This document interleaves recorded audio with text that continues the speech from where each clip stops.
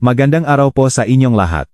Ako po si Dr. Jos Santos, isang manggagamot na may 35 taong karanasan sa larangan ng medisina, at malugot ko kayong tinatanggap sa ating talakayan ngayon. Ating susuriin ng malaliman ang isang paksa na pamilyar sa halos lahat ng sambayanang Pilipino, ngunit lingit sa kaalaman ng marami, ay may taglay na mga babala.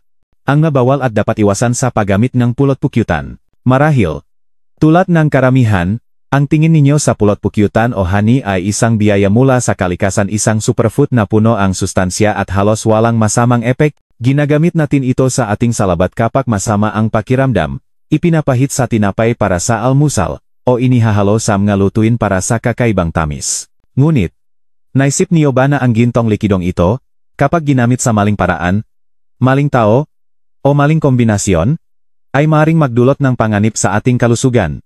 Sa ating paglalakbay ngayon, alamin natin ang siyentipikong at praktikal na mga kadahilanan sa likod ng nga babalang ito. Tatalakayin natin kung sino-sino ang nga individual na dapat umiwas dito. Anong nga karaniwang pagkain sa ating hapagkainan ang hindi dapat isabay sa pulot? At ang pinakaligtas na mga paraan upang matamasa ang nga benepisyo nito nang walang pangamba. Ihanda ang inyong sarili para sa isang diskusyon na maaring magpabago sa inyong pananaw tungkol sa matamis na regalong ito ang kalikasan. Bago tayo tuluyang sumisit sa mga seryosong babala, nararapat lamang na bigyan natin ng pugay ang nga kahangahangang benepisyo ng pulot pukyutan. Ito ay hindi lamang isang simpleng pampatamis. Una, ito ay kilala sa kanyang kakayahang antibakterial. Ang pulot ay lumilika ang isang kapaligiran kung saan hindi kayang mabuhay ang mga bakterya. Ito ay dahil sa natural na hydrogen peroxide na taglay nito, ang mababang pH level, at ang mataas na konsentrasyon ng asukal na sumisipsip ang tubig mula sa mga mikrobyo. Sa Pilipinas, bago pa man nauso ang mga modernong gamot, ginagamit na itong ating maninuno bilang panlunas sa masugat at paso upang maiwasan ang impeksyon at pabilisin ang pahilom, maging sa mga internal na problema tulad ng ulcer, ubo, at namamagang lalamunan sa retroat. Ang pulot ay nagsisilbing isang natural na lunas na nagbibigay ginhawa. Pangalawa, ito ay isang kamanghamanghang tagapagpabuti ang ating digestive system. Ang pulot ay isang prebiotic, na nangangahulugang nagsisilbi itong pagkain para sa mga mabubuting bakterya o probiotics na naninirahan sa ating mga bituka. Ang malusok na bituka ay susi sa mayos na panunaw, mas magandang absorbsyon ng sustansya, at pag-iwas sa mga problema tulad ng konstipasyon o pagtitibi. Pangatlo, ang pulot ay siksik sa antioxidants, lalo na ang mga flavonoids at phenolic acids. Ang nga antioxidants na ito ang ating mga sundalo laban sa mga free radicals, mga mapanirang molekula na nagdudulot ng cell damage, na siyang sanhi ng maagang pagtanda at iba't ibang malulubhang sakit, kabilang na ang kanser. At panghuli, ito ay isang mabisang pampalakas ang immune system. Sino ba sa atin ang hindi nakaranas na painumin ang maligamgam na tubig na may pulot at kalamansi ang ating mananay o lola kapag tayo ay may ubo at sipon?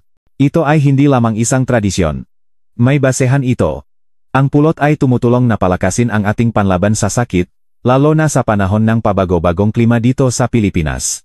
Subalit, sa kabilangang lahat ng kabutihang ito, narito ang katotohanan. Hindi lahat ng tao ay maaring makinabang sa pulot. May mga partikular na grupo ngang individual na kailangang maging lubos na maingat o tuluyan itong iwasan, sapagkat ang maring maging epekto nito sa kanila ay mula sa simpleng discomfort hanggang sa sitwasyong nakakamatay. Ang unang-una sa listahan, at ang pinakamahalagang tandaan, ay ang masanggol na wala pang isang taong gulang.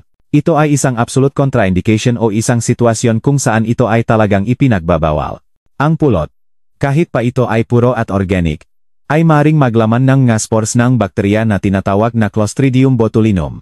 Para sa mamatatanda na may matatak ng digestive system, ang mga spores na ito ay hindi nakakapinsala. Ngunit para sa isang sanggol na ang bituka ay hindi pa ganap na nade-develop, ang spores na ito ay maaring mamuo, dumami, at maglabas ng isang mapanganib na lason. Ito ang nagiging sanhi ng infant botulism, isang seryoso at nakamamatay na uri ng pagkalason sa pagkain. Ang masintomas nito ay panghihina nga kalamnan, hirap sa pahinga, at pananamlay. Sa kulturang Pilipino, may matatandang nakagawian na magpahit ng pulot sa dila ng sanggol para daw gamutin ang singaw o dila-dila, oral thrush, o di kaya'y sa kanilang pacifier para tumahan sila sa pag-iyak. Ito ay isang napakadelikadong gawain na dapat nang itigil. Ang kaligtasan ngang sanggol ay higit na mahalaga. Sa halip na pulot, mas mainam na kumonsulta sa isang pediatrician para sa tamang lunas. Ang pangalawang grupo na dapat magingat ay ang mataong may diabetes. Madalas kong marinig sa aking klinika ang katanungan, Dok, natural naman po ang honey, mas mabuti po ba ito kaysa sa puting asukal? Ang sagot ay hindi ganun kasimple. Bagamat ang pulot ay may taglay ng mga bitamina at mineral na wala sa ordinaryong asukal, dapat nating tandaan na sa esensya, ito pa rin ay asukal. Binubuo ito ngang humigit kumulang 38% fructose at 31% glucose. Nga simpleng asukal na direktang pumapasok sa ating dugo at mabilis na nagpapataas ng blood sugar levels.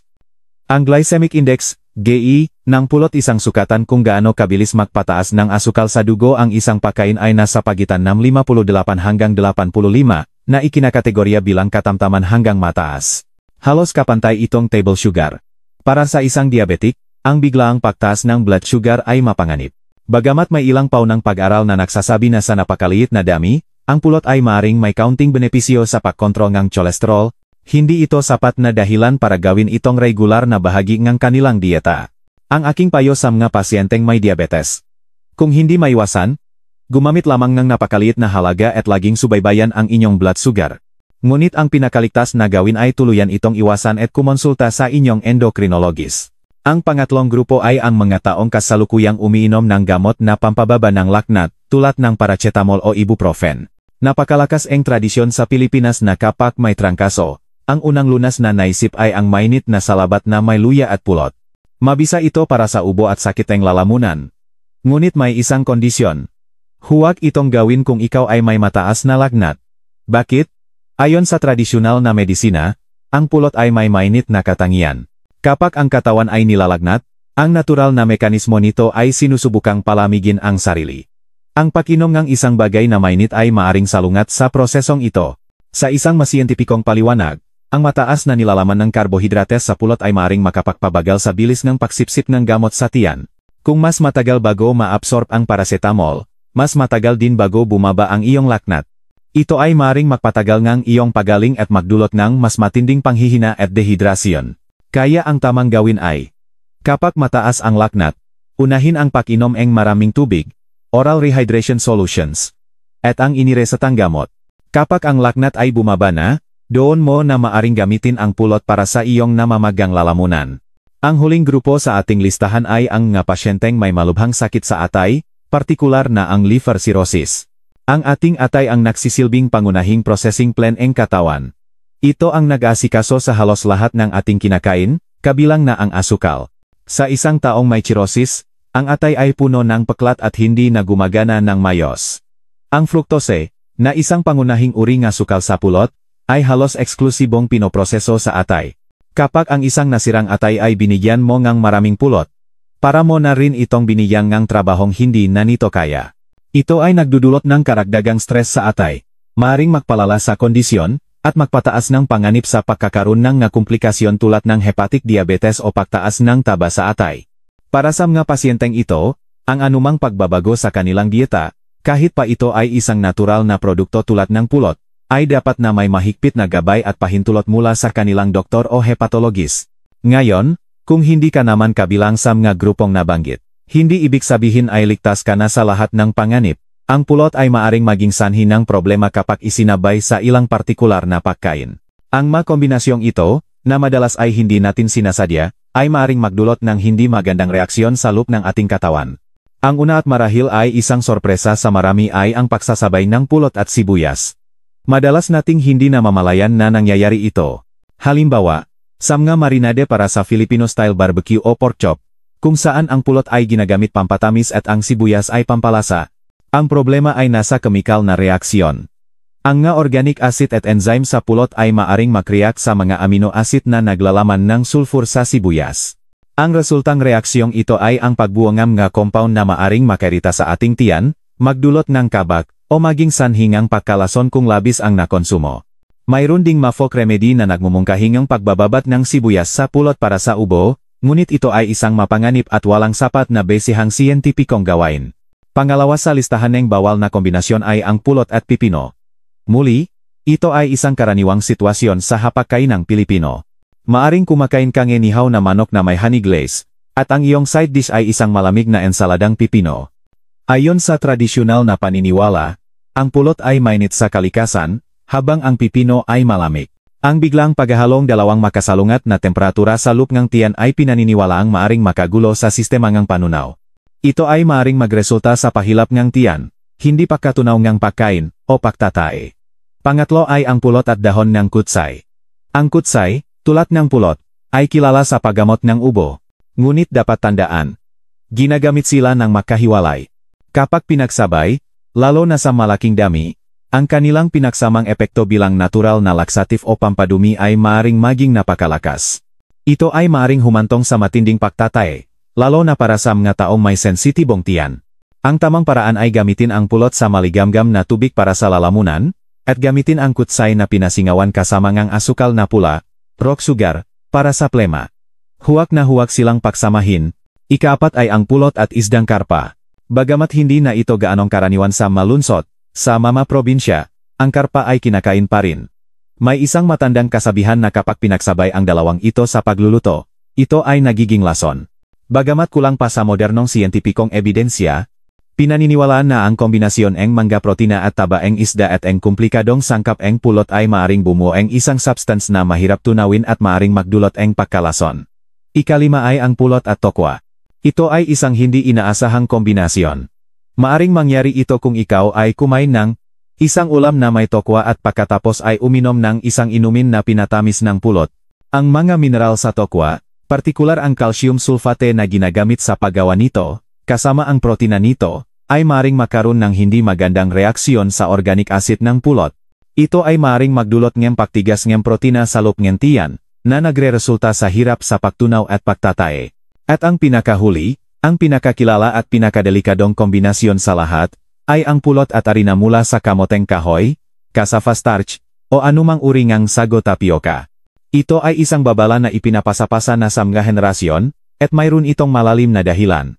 Ang pagsasabay ng dalawang ito, kahit na hindi direktang pinahalo, ay pinaniniwalaang maaring bumuong isang mild na lason na nakakapekto sa ating nervous system at digestive system. Sa malalang kaso, lalo na sa mabata o matatanda na may mahinang pangangatawan, sinasabing maaari itong magdulot ng pansamantalang pagkawalangang malay o pagkahilo na parang hihimatayin, na tinatawag ngang matatanda na panganib ng trauma. Bagamat hindi ito isang medical trauma sa istriktong kahulugan, ang biglang pagbagsak ng katawan dahil sa pagkalason ay isang seryosong bagay. Kaya't iwasan ang pag-inom ng tesaan na may pulot habang kumakain ng nga kakanin na gawa sa harina tulad ng pichi-pichi o pag-inom ng sagot gulaman na may pulot. Sa pagtatapos nga ating malalim na talakayan, nais kong bigyang diin na ang layunin nito ay hindi para takutin kayo at tuluyang talikuran ang pulot pukyutan. Ito ay isang kahangahangang regalo ng kalikasan. Ang layunin natin ay maging matalino at responsible sa paggamit nito. Ang kaalaman ang ating pinakamabisang sandata para sa kalusugan. Tandaan natin ang nga gintong aral. Ang pulot ay hindi para sa nga sanggol. Ang nga may diabetes, lagnat, at sakit sa atay ay kailangang kumonsulta muna sa doktor. At maging maingat sa mga pagkaing isinasabay dito.